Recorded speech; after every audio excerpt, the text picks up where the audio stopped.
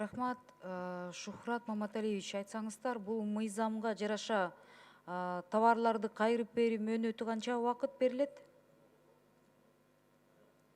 Если покупатель... Возврат, если ошол жактырбаган болсо 14 күндүн ичинде кайтара алат. А если дистантным путем алган болсо, дистанционный немеде, анда 5 күндүн ичинде. Жактырбоо дегендин түшүнүгүн мындай айтып бересиздерби? Ошондо товар жакпай калса дегенге эмне кирет? Эми мисалы ал киши сатып алгандан кийин бир өзүнө ылай көрбөй же иштетпей, мисалы фасонубу же размериби, мондой түсүбү, башка. Эгер мисалы көйнөктөрдү сатса, ошол көйнөктү кийип, анан кайрып берсе болобу?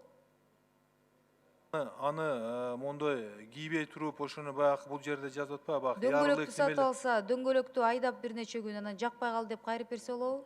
Жок, болбойт андай.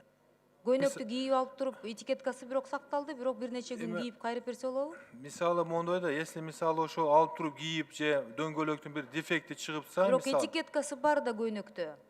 Ошондо кандай болот?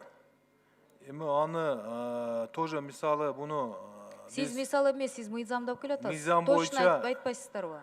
Мыйзам боюнча эми ошо баягы товарный вид жоголбой, мисалы ошун анда мисалы өзүнүн чектери баягы ярылыктары. Шухрат Маматалиевич, дагы бир суроо, анда кечиресиз, мен сиздин неме сөзүңүздөн буруп койдум.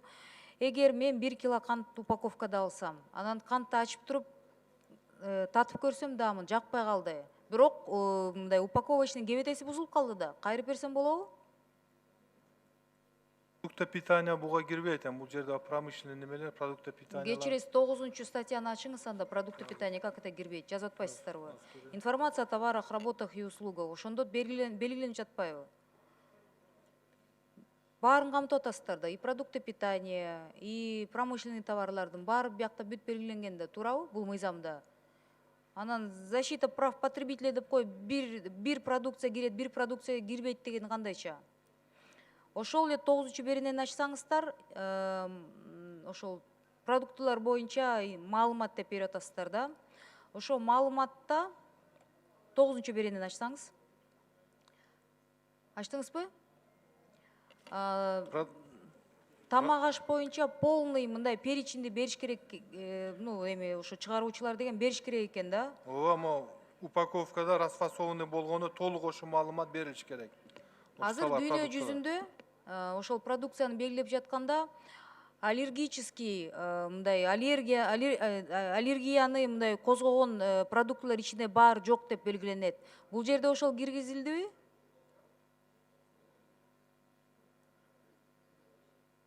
Киргизилген жок. Же жасасак, же мындай биздики ушундай да, көп нерселерди мыйзамдар киргизип атканда, же биротоло азыркы күнгө жараша киргизилиш керек да, заманыбызга жараша. Анда аллергический продукциялар бар жок деп ошону да киргизиш керек да. Бул жерде генно неме модифицированный баягы добавкалар боюнча толук маалымат берилиш керек деген талап бар. Рахмат. Экинчи окууга да 10 секунд бериңиздер. Кечиресиз, же биротоло заманга жараша баардыгын мындай туура кылып киргизиш керек, анан мыйзамдап келгенде силер даярданып келгилечи, сураныч.